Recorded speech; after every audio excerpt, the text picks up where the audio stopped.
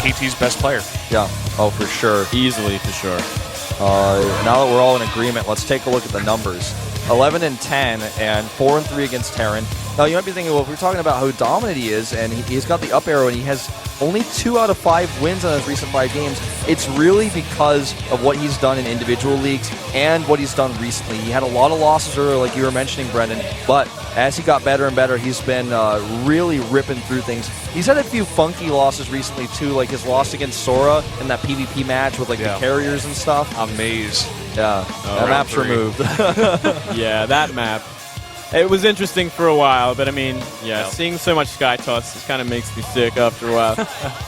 Replaced by Overgrowth, of course. But getting to look at GuMiho, he's only played 2 games, but he's 1-0 against Protoss. Yeah. So he does have his 1 win. I remember that was on Maze as well, where he went for a very strong push with tanks and Marines. Oh, that's right, yeah. So maybe he'll do something similar to that on this map with the, with the Gangnam Terran style, because we've seen players do this with siege tanks before on this map.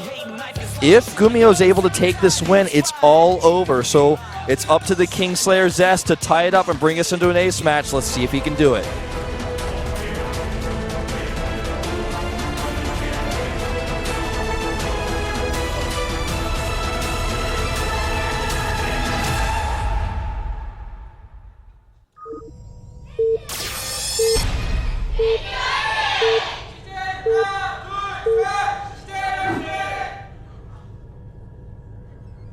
LTA는 SK텔레콤. Up here in the top right, in the red, it's Zest. The Kingslayer now faces a non-lifted Terran on Habitation Station. That Terran is the Towel Terran, the 9-tailed fox. It's GuMiho. This is very interesting that he's not going for this lift. I mean, we were talking about it so much before this game even started. What do you think about this? I mean, I just don't know what to think about this, honestly. Well, if you ask me, I would say that there's a high chance we still see a drop out of him. Not necessarily the same type that we were thinking before, but what he might do is do that Hellion drop with the Marines at the front, maybe even try to bunker the natural while he runs Hellions into the main base. We've seen a lot of variations of that build on this map. In particular, TY, I think, is most famous for doing this. But what's really interesting is, well, on the other hand, we actually have a 10-gate coming out here for Zest. So I think he wants to be aggressive early. I kind of get the impression that he's expecting a CC in the golden place, and he wants to kind of like rush it with maybe a 4-gate. Like, obviously, with a gateway that fast, he might want to do a really fast warp gate, or he might be defensively, maybe against any sort of like 2-racks aggression or anything like that. Yeah. The other thing he could be going for, don't forget, is that with the faster gateway, he could go for the faster cybernetic score and straight into a fast Stargate. We've seen that before on this map. Oh, yeah, because true. The air distance is so short. That's so definitely one way. Get the double gas and get over there really quickly. Definitely one way Protoss deal with sort of fast gold bases, for sure. Always a fast Oracle. But we'll have to wait and see. I mean, getting a second assimilator already. Yeah, I think actually Brennan's prediction here is starting to come true. It's coming true. I believe it. Yeah. I think could very well be a Stargate at this point. Very likely, because of the double gas especially. And he's rallied a probe now to go over and scout. So he wants to identify. First, he actually checks to see if there's any sort of proxies or anything weird going on his base. GuMiho did this as well. Notably, he put his depot to the right side of the base just to make sure nothing like that was happening to him. So let's see how Zest wants to play this. I'm curious to see what GuMiho's going to do too, because he's making a Marine right now. He's banking up the gas, so it will be definitely some sort of drop. We just don't know exactly how it's going to be just yet. Yeah. Well, this SCV is going to get right into the main base, and when you go for a build like this, you're just not going to have anything to deny this scout, especially with this very short rush distance. So, going to come over here. Of course, the mothership core does pop out, but it's going to go straight away towards the base of GuMiho. Yeah, it looks like he really wants to scout if it's going to be a gold base straight away, and from there kind of choose his tech wisely after that. But he's going to scout straight away, and he's going to find that there's nothing at the gold. And instead, we're seeing a fast second natural base from GuMiho. Yeah, he actually just makes a few Marines, goes into a reactor expand with a later factory, but it's still like a quick factory, but it's no way he's going to go Hellbats with this deal, don't you think? I mean, I mean, let's just theory craft here for a second. He could actually rush out an armory and get reactored Hellions out here with this. I don't think so. He could do that. It's kind of an interesting build. I mean, he's going to get 4 Marines out at the very least. He could put down a bunker at the natural to kind of keep it safe from any sort of harassment from the mothership, from stalkers. Oh, look at this. Coming over with the Mothership Core early just allows you, when there's just not that many Marines out right now, popping out of that reactor just yet, he's able to pick off that SCV, delay that timing, and look at this Oracle going to be chrono boosted really, really quickly to get over. Now, GuMiho is, whether he wanted to make Hellions or not, I think he has to make a Widow Mine here now because he doesn't have an eBay, doesn't have turrets, and he does not have enough Marines with the Oracle here especially. Yeah, he's definitely getting nervous about this, and yeah, Widow Mine is a great choice. Definitely needs some more Marines to kind of cover both bases, though, against the Oracle. Yeah, he just needs more time. You know, if you plan on using that reactor for something else, he definitely can't right now. And Stalker even coming up here to poke at these Marines. Any hit point damage he can do to those Marines now means the Oracle is that much stronger. Wants to pick off that SCV, but he can't quite do it. And here comes that Oracle in. Oracle in the main base. The Marines are grouped up near that barracks where those Marines are coming out. Is able to pick off that SCV that's building the Stargate. Widow Mine waiting in the main mineral patch for GuMiho. So that's going to keep it pretty safe for now. So his Marines can kind of focus on the natural, defending it. And looks like he'll get his base down pretty easily without taking much damage at all. So very nicely done by GuMiho. Oh, GuMiho's monitor just fell and hit him in the head. Oh my god. Or something. I heard a loud noise and like a bunch of people ran up and out of the chair, and I think GuMiho actually just got whacked in the head by his monitor. Wow. Holy crap. I heard a really loud noise. Oh, I think actually the part of the booth fell on him, maybe? Oh, my I'm really not sure. I hope he's okay. Damn, it looks like he hurt his head pretty badly. Yeah. Damn. Oh, my God. I've actually never in my career had anything like this ever happen. Yeah. Well, I think that whoever made that booth needs a warning. Yeah, that's for sure. Damn. Wow, that's actually special day today at the Pro League. Oh, Moonlight comes and now some things are going wrong. Are getting hurt. I feel like no, I mean we have to say without any updates, the Korean commentary is a bit silent here as well. Most likely, I think there will probably be a possibly even commercial break for a brief period of time. That'd probably be a good idea for him to recover and take a step back here. Absolutely, can't be just got whacked back by a into monitor, game. man. There's like nothing more distracting than getting hit in the head while you're trying to play StarCraft. I'll tell you that much. Yeah. Yeah. So that's brutal. This is actually that's gonna really throw him off, man.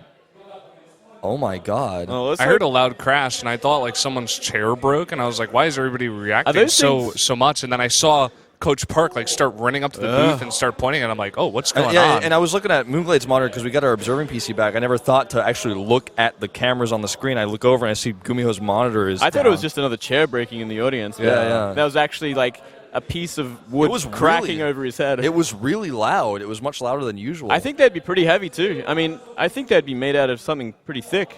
Yeah. So I hope that he's okay. I'm sure that he's clearly not in a critical condition, but it didn't knock him out. Yeah. So let's just hope that he's okay, and most likely the game will be resumed after he decides that he's ready. Because it's like no fault of his own. I would give him a break for sure after that. I think that's probably what will happen. I really don't know the ruling of like the KESPA I wonder rule. if they actually have rules what for happens this when your head gets smashed by like the booth. Yeah. Like the thing is for Zest also, by the way, I want to point this out. He has no idea. Like he literally has no idea what has happened right now. Yeah. There's nobody talking to him in his booth. The game is paused by the observer, and he's in there like, what is going on? Like he has until somebody tells him, which somebody will tell him. Well, there he is, and he looks all right. Yeah, he looks all right. No blood. He's fine. He's kind of nervous now, though. He's falling off the monitor man, now. Just throw that away. It's only a little thing. It mustn't have hurt that much. I just think the monitor might have actually physically hit him. The monitor hit him in the head. Did he like tip his monitor over or something? He was like microing multitasking too fast. He like hits the monitor with his hand or something. His head's like on the table or something for some reason. Like he plays from like below. It's possible. Here's some food for thought. It's possible he has some books or some sort of other equipment in there to raise the monitor. Yeah, that could very well be it. It fell or something like that in the booth. Which I guess in that case it might be ruled that it's his fault. But like I really don't know like KESPA rule like 227 XYP2B7 where if the monitor falls on your head, the caster gets a warning. That could very well be it. Who knows? But I mean, Yesterday we got a couple of warnings, didn't we? Yeah, okay, so update for you guys. Marine King did pause the game because of his own mistake in his settings, and he got a warning for that. And because he then typed GG in Hangul again, Once the second again. time he's done this, his team actually loses an additional point for that. So for round 4. Yeah, so that's why when you see the stats later, you don't get confused by that. Yeah, that is horrible. And just they on might, the they might topic be of talking warnings. about maybe they'll be talking about having a break, seeing you got cracked in the head. We'll have to wait and see.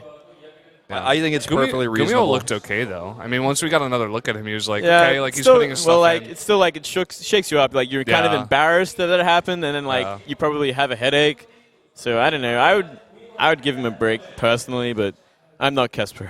Yeah. Yeah, so They are don't- running a TV show here, so they do have to go along with the times as well. So I think they're talking to Coach Park right now, possibly about what we're thinking, if he gets a break or not, or we can only speculate just watching them talk right now. Yeah, so I really don't know. Saw Zest So laughing Zest in the is booth. actually He's laughing. like, He's not like, being informed. it's like, lol, seriously, you like got hit in the head? Bad luck, son. So Zest is actually laughing. It's like, oh, this is gonna be even easier than I thought. well, GuMiho seems to be back up to proper form here. I mean, GuMiho known for using a towel on his hand while he plays. That's why he's called the Towel Terran. So like, Maybe the monitor got slippery or something. I don't know. Maybe, I mean, with that extra added towel like on your hand, maybe he bumped. I really think my theory here is this is the official Wolf theory. It's the stacked books theory, where I think he stacked his monitor up a little bit and maybe bumped one of them and it fell that way. That's my theory. I think you may be right, because I was looking at the position of that monitor, and it looks like really low compared to where his head was. So unless he was like really leaning forward, how could it have actually fallen onto the top of his head? How does that make any sense? No, it doesn't make sense. Unless at there all. was some other kind of a part of the booth that fell on it, and then the Well, that's monitor what knocked onto him or That's something. exactly what I don't thought. know. I thought it might have been like the roof or something that came down and hit him or something. But It was a loud crash. Yeah, actually, I thought it was loud part. crash. I thought it was part of the things they have around the booth sometimes for sponsor stuff. But it looks like we're gonna have the game restarted. By restarted, I mean at least remade. We won't know until a few months later. I wish I saw what the Korean said in the chat. I'll never be able to know, but I didn't see it. We'll never know. Next time you see that movie, you tell me. I'll translate it for you guys. All right. Because that was our only hope of knowing what they've decided now. I'm so sorry. I wasn't watching. It's okay. It's okay. I wasn't either because I'm much more concerned about what's happening over here on Brendan's model. Yeah. You can actually see what these guys are. We may get a runner sometime soon to come up here and give us a little sheet of paper. And Oh, maybe that'd be great. Let us know, but that would be perfect. Actually, yeah, I'm gonna text our runner guy for that. Do right you now. guys runner. think? Do you guys think Zest works out? He looks pretty healthy. Oh no, he definitely he does. definitely Oh, does. yes. Oh, Yeah. absolutely. I've been talking about this for a while. I think he definitely does. It's really good to see like really healthy pro gamers, like people that look after themselves as well, like their body as well as their minds, and like practice hard. It's like shows like a really good, well-rounded life, which I think makes a much better player and a much happier player. Yeah, it's actually really important, not just for your, from a health perspective, like, your heart's going to be running better, you're going to get better circulation in your hands, like stuff like this, but more so just for your, like what you were talking about, mental health, like feeling a lot better about yourself, being more confident, and just, having that kind of, getting outside instead of just playing the game all the time, having some time to yourself, let off some steam. Having balance is very You important. get cheesed 3 times in a row by a dirty then you gotta- Zerg, then you and gotta go then lift, you're man. like, I got to go lift. I can't deal with this anymore. I need to hit the bench because that just enrages me for sure. right. Now, I contacted our runner guy. He's actually a jack of all trades, man. He's like. There's a GOM wizard who fixes all the PCs. This guy is like the SPL wizard, but he also he does stuff for GOM TV as well. He's a stats guy. Oh, really? And I'll give a shout out to him on stream now. His name is Jiwan, and he gives us a lot of incredible stats about what's going on with the players, and also is usually the guy who updates us about what's happening in situations like this, penalty points, win conditions, all sorts of information. He was there when Sulky versus Reality happens, that sort of thing. He's on point with that. So. Supplies us with all our stat sheets for all teams and maps and stuff. So very helpful, definitely. Looks like we might be going to a break, actually. Yep. Welcome back, everybody. Brendan actually did some Inspector Gadget investigation. Yeah. He turned his head into a helicopter and flew over the booth. And I walked over there on my way to look at the booth. I did go to the bathroom, but I did look at the booth, and I don't know. It just seemed wide open. There was no like accessories or any weird modifications to the boot that I feel like could have hit him unless he was bending over and the monitor actually fell on his head. I'm not sure what could have happened. I don't see anything in the booth. Yeah, I can only imagine what happened. Like maybe he was like leaning forward a lot and he like bumped the desk and then the monitor just like fell forward on his head. I wish I actually like saw it when it happened because I think we'd have like a lot more to say if we had that. Like yeah. I mean, it's also possible we haven't even like ruled out the further possibility that he actually like passed out or something and like fell into the monitor himself. That'd be crazy. That's man. actually that would explain the loud bang. You know, like bangs his head on the desk and the monitor falls like off. one thing I'm more interested about is he gonna get a warning for it? Yeah, I don't know about I that. think it's possible. I think it's very possible. knowing the rules we have here with Kespa, it could definitely happen. But I like almost missed getting Moonlight into the game. I was like really scary. Like I thought they were gonna invite us. They usually do, but I was like, I'm not missing this one. I really want to know if we're redoing the game or not. It is a replay lobby that that I just forced myself into off my Real ID friends list. But it's going to be resumed from the replay, and we're gonna jump right back to the point of the bonk where the head crack happened. Yeah. So hopefully, I mean, I don't think this is really going to affect him considering his condition seems to be stable now. And I know he's had some time to work through it. I'm sure he'll be fine. But definitely some entertainment, some drama here at Pro League. Moonlight comes and all of a sudden things just start going wrong. I don't know what's happening. I'm like now. sabotaging booths and stuff now. I'm like, I want to make this the best round ever. With the most interesting stories. They're still talking about it though, so maybe there is some sort of disciplinary action going on. Yeah, this is usually when they decide the ruling when this is shown. It's like, sorry man, it's not allowed in Pro League to hit your head like that. You can't act in that way. Like, yeah, how dare you? We need to warn you. No, I don't know. We'll have to wait and see. I'm sure we'll find out either today or tomorrow. Well, actually, I think we'll probably find out probably within 20 minutes. I think the reason why the guy hasn't gotten back to me yet that I texted he's probably dealing with a bunch of because he's stuff. probably actually helping deal with the problem. Yeah. Well, the two coaches for CJ obviously very concerned. You could see it on their face as I walked by them. I could feel it. You know, they were a little bit shocked as well by what went down. Oh, you'd never expect it, to be honest. Yeah. I've never seen anything like this before, honestly. No, I literally have never seen any sort of physical injury happen to somebody in the middle of this may be an esports first. I mean, you can get sore wrists and stuff for sure, but I mean, a sudden in a game, head crack, literally actual trauma occurred. Yeah. We're talking about the Oracle, the Mothership Core, and the Stalker trying to fight against these Marines and the Widow Mines there, and stuff's going on, trying to deny the expansion and stuff, and then all of a sudden, bang, and it just goes into a pause, and we're like, whoa, what happened? Well, talking about the game itself, it's funny because I think they kind of just microed away from each other when this happened before the pause, so I don't think it really seemed to affect either of the players' ability to micro. It wasn't a dramatic situation or anything for sure. So we still haven't had the lobby, started the countdown. It says in Korean that we're going to start soon. So no real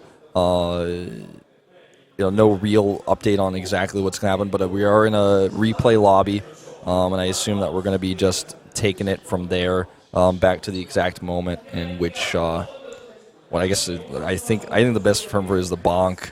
The bonk. The bonk. I like the bonk, actually. The bonk. And yeah, as you were saying, I mean, nothing really happened in the game so far. There was a little bit of harassment with the Oracle, with the Mothership, but no real damage was done to either side. I mean, probably the best thing was that GuMiho shut down the Oracle without taking any damage. So, very well played so far, and yeah, it's still a long way to go in this game. I was just looking at some text that Wolf got. Apparently some structure within the booth fell onto his forehead. Right, so it wasn't the monitor, it was something else. Yeah, I guess they may have removed it, which would explain why I couldn't see anything in there, Yeah. Maybe it was maybe the sidewall, maybe that's separating the players may have fell down or something. I don't know. That'd be pretty big. That'd hurt a lot, actually. Yeah, those things are actually quite large. I see them come and put them in every day, after KDL happens or something like that. Okay. Looks like the lobby is up and going. We're gonna have to. It's gonna take a little bit longer though, because we're gonna actually have to get to the point of the replay in which this happened. Okay, it's recovering. Not the longest game, so it's not gonna be like one of those recover from replays where we're all just going like, well, this could take a while. Yeah. I think they've actually optimized that recently too. It seems to be going a lot faster than it used to. I remember the game with Sulky in Reality where we were sitting there waiting for it to recover. We're just like, like there for 10 minutes. Yeah. Well, GuMiho looks ready. I'm glad that there were no real injuries here and that everybody is okay. And we'll see who ends up coming out on top here. it would be an awesome story if GuMiho actually won. You know, he like suffers trauma and then he takes out Zest. It's like a Cinderella story, man. It's just an amazing thing. All right, so the game is up. It's paused currently at 6:18. The Oracle currently out of energy. And they're doing the countdown, and then they're going to start. So 3, 2, 1, and the game is now resumed. So we're going back into it. You guys will be seeing it on screen in just a moment. And here we are. So Oracle out of energy, like I said, and SCV is evacuated. A couple of kills on the Oracle and a few kills on the Stalker. So a few SCVs went down, but nothing too detrimental to GuMiho just yet. And from here, I mean, we're gonna see Zest go into a natural nexus and a robotics facility. All right. So transitioning out of the Stargate tech already. Yeah, pretty quickly out of there. GuMiho is very on point with his defense here. The Oracle getting very few kills. He's able to evacuate his SCVs very quickly. And with the Widow Mine there, it's harder for the Oracle to really even get anything more done. He's making, I think that's the second one. I'm not 100% sure because we've been out of this game for so long. Maybe you could check that one for me, Moonglade. Well, the thing about this build is three, that... actually. Okay, he's got 3. Well, look at this. Hold that thought. He gets 2 more kills as the Marines move out. May even get a 3rd and a 4th here as these SCVs move out. And that missile turret is just not up yet. And GuMiho, he just looks like he wants to go for the attack. He feels like he has enough units here. Yeah, well, this is one way to punish a player who does something like this because they invest so much of their gas into the Stargate, into the Oracle, and then suddenly you come over with a ton of Marines, and it's like, oh, well, you just don't have a lot of Stalkers, do you? You don't have the gateways, you don't have your Robo up with Immortals ready either, and I'm going to come and try to punish you here. Widow Mine gets targeted, but does kill a Stalker. Yeah. Forces the overcharge on the Nexus, and should be forced out here from now as long as Zest does not mess up his micro here, shouldn't lose anything as well. So pretty much both players denying any sort of real harassment on the economies of each other. I mean, Zest got that Observer in perfect time, and obviously Photon overcharged to really keep the Marines away for the time being until he gets enough units out to really deal with them. So, Triple Widow Mines in this drop. yeah, this could do a lot of damage if left unchecked for sure. But there is a Photon cannon in both mineral lines, so in reality it shouldn't do too much.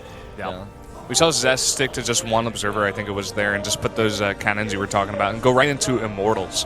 Wants to get that Immortal out. He has the Robotics Bay up as well, and here comes this drop. 3 Widow Mines, 2 Marines. He sees the cannon, still commits to it, drops the Marines first. Yeah, I mean, the thing is, even if there's a cannon, though, the Widow Mine might be able to get a shot off. Not if he only drops 1, but I think he decides to. It's probably best to save the Widow Mines rather than hope that they do something. This overcharge is starting to run thin here as well, so he's ready for another attack there. Oh, some very cheeky play. Trying to sneak them in on the side here. Gets a Zealot, but nothing else. Yeah, not really worth it for Widow Mine. That's what I was talking about. He's just kind of like, well, I think maybe I can get shots off anyways, even though you have a cannon there. GuMiho said in interviews when we had that beta GSTL show match series, oh, that hurts, that his most excited thing for Heart of the Swarm was actually the medevac speed. So, oh, I can imagine for sure. That's like right up GuMiho's alley. He just loves to drop. Yeah, it makes a lot of sense. He's coming in with even more units. So Widow Mine is going to burrow. Just barely in range of the cannon. Yeah. That hurts. I mean, he's not getting much done, but at the very least, he's forcing pulls. And pulls away from the mineral line is going to definitely means a lot of damage to your economy. Definitely stops the income for a short time. And I mean, Zest still hasn't pulled the probes off the gas and finally does. So he lost a lot of mining time there. Now, 2 things I want to note at this moment in time in this game right now. Phoenix isn't being produced. That's a great way. That's why Stargate builds in this map are so popular, because you can just deny the drops. It's so easy to just drop back and forth in this space. Even one Phoenix, though, could really shut that down. The second thing I want to note is that we are going to see one of those siege tank variations, it looks like, out of GuMiho. He's already starting to produce them here. Let's see if he actually queues up a second one. Really curious about that, because if he ends up getting 2-3 siege tanks, it definitely gives him a lot of pushing power. He may end up using it to hold a third base, which he's taken rather greedily here, and that's also a great choice because he's definitely behind when it comes to economy and workers, but he's catching that up pretty soon. Yeah, that's what I wanted to mention. With all of his aggression, he put Zest way on the back foot. It was forcing Zest to just defend, and during that moment, even though he was sending a bunch of units across, he was still getting this third base up, and now he has the missile turret. He's got a bunch of units here. He's playing defensive after that. He's playing very nice tempo play so far. This is a very interesting style from GuMiho for sure. Marine, tank, and some Raven, and some Viking. I mean, this is kind of a great composition against what Zest has so far. Only one Immortal and one Colossus so far. Second one just out, and looks like Zest is going to move across the map and apply some pressure. But I don't know exactly what he's going to get done against this many tanks and Marines. Well, you know, he does have the blink. It did finish up there, and he has 2 Colossi so far. He doesn't have the range. But still, if he gets a nice blink here, he may be able to do something, but I'm not sure. Another drop comes in here at the natural. Meanwhile, beautiful timing by GuMiho, and it's definitely what he's known for, I think, most of all. Is just he's such a great dropper. Yeah. And we're gonna see a third place up from Zest too. GuMiho is a great dropper, and you know, one of his other skill sets is when he's down in a game, he will stay in the game for a long time. Not as long as like Marine King, for example, but like he stays in the game until he feels he is totally dead. He will continue to try, you know, his darndest to actually come back. This is a great little zoning here on this drop. GuMiho is still on point, drops the units out to maybe get that Phoenix so he can have a little bit more free reign with his drops. Doesn't quite get it. But that Phoenix is a great addition. It can just chase around a dropship and really zone it out and shut it down. So it's a really good investment just to have one of them, just to chase it down. And we're pretty much just seeing a Colossus, full-on Colossus build, kind of gateway Colossus, and he's going to add more gateways. Looks like he's really going to go for like a Blink Stalker Colossus timing attack. Yeah, it's very Younghwa-esque what we're seeing here. Keeping the Templar Archive away for as long as possible. And based on how he's playing it, and we may never even see Storm Research, like you said, because it looks like he's gearing up to maybe attack soon.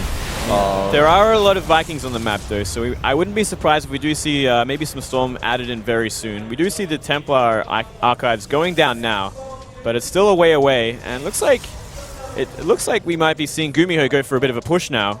Yeah, he's got those siege tanks to help out and to give like that little bit of extra grounding to his army, but everything he's doing is completely known to Zest because of that tag on the army. A few units over here just stimming, zoning out those stalkers. He wants to get in range here of this ramp. If you can ever siege up a ramp, then you really cut off reinforcements, or at least force reinforcements to take damage. That's exactly why he picks this location. May even be able to hit some structures, in fact, with those siege tanks. Zest, well prepared. He's just being patient. He's like, until you come to really hurt me, I'm just going to sit back. He loves to do this. We've seen it so many times. Even I remember a game on Sejong Station where he just waited for so long against an SCV push and finally was able to kill it and win that game. But look at this. 2 medevacs going into the main and no units in here as Zest is being really passive. That cannon is not going to be enough on its own. Siege tank gets isolated here as Zest actually finds another way around, but his Colossi are very much exposed here, and with that PDD for extra support, the Vikings are going to be able to take out maybe even all 3 Colossi. Yeah, they will, and still look at this in the main base, doing a lot of damage. Not enough warpins, and focusing down the 3rd Nexus, and he's going to get away as well. And he's going to kill these Zealots in the main base and start killing pylons, perhaps. He targets the Nexus. If he gets this may actually be game. He's already taken a 20 supply lead here. Look at the production tab. All GuMiho, no Zest right now, and goodbye Nexus, goodbye Pylon, and this could actually be the end. He's starting to get the Forge. Oh no, this has been a great amount of multitasking here. Trying to even target a Colossus right now. Almost gets that Colossus with just 2 of those Marauders. Takes down the Robo Bay, this GuMiho, with these 2 medevacs that came into the main base, did the most damage out of anything. And may even, no, he's not going to get away with that, but he will drop into the natural with the other one and try to just make his damage as efficient as possible with these units. Yeah, gets a cannon, it looks like, which will maybe help him out a little bit later. Just need to make sure he doesn't overdrop it and overdo it here. Sit back and take that economic lead and run with it. Absolutely. I mean, from here, there's only one option really for Zest, and that is to attack. He's gonna hope that GuMiho like invested too much into that job, too much into the multitasking, and he's going to try and come back and make a great play at it and try and, I don't know, it's really the only option you have once you've lost 2 bases like this against a 3 base. You have to counterattack, or you're just going to be so far behind. Yeah, he's definitely going to put on the pressure at least. We're seeing him research that storm. Some really good storms later on as well could get him back into this game.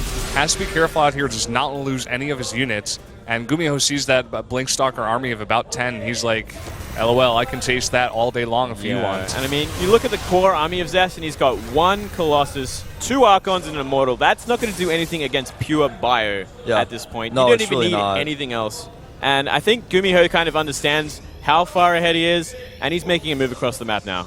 Right, now consider he's starting his +3 attack right now. His Viking count is clearly enough to deal with the Colossus threat with the Marauder count he's got to back it up. He even got a second starport so he can reinforce his medevac count for the medevacs he lost earlier to make up for that. So really what I think we're going to see here is not really necessarily a kill move, but just a wear down until Zest doesn't have enough. He's not just going to walk in here. He's got to dodge that storm though. Doesn't dodge the storm, but still just so many units here for GuMiho. Has a really nice concave with a lot of those Widow Mines as well. He will be pushed back for now with a lot of those Immortals and Blink Stalkers, but look at this, the reinforcements, and it just looks like too much for Zest to handle. Yeah, it's just that Widow Mine power there at the back, that wear and tear on these units eventually pushes him through. And GuMiho, man, he survives the bonk, comes back with a vengeance. Is able to take away GG. Wins the third game for CJ Entis, and CJ Entis wins 3-1 against KT Rolster. Really impressive play. KT gets not the revenge they were looking for. This is a great indicator for CJ going into round 4. CJ is starting to look like a very scary contender for the final. You know, man, I'm really starting to worry that they're getting too strong, man. They're like they just keep getting these players who finally break out of their shell. GuMiho's broken out of his shell. Effort is broken out of his shell. Sora seems to be recovering, doing a little better. Hydra's doing a little bit better. This team just gets scarier and scarier. Yeah, it's easy to see from day to day, from round to round. Even this team is just getting that power level up, man.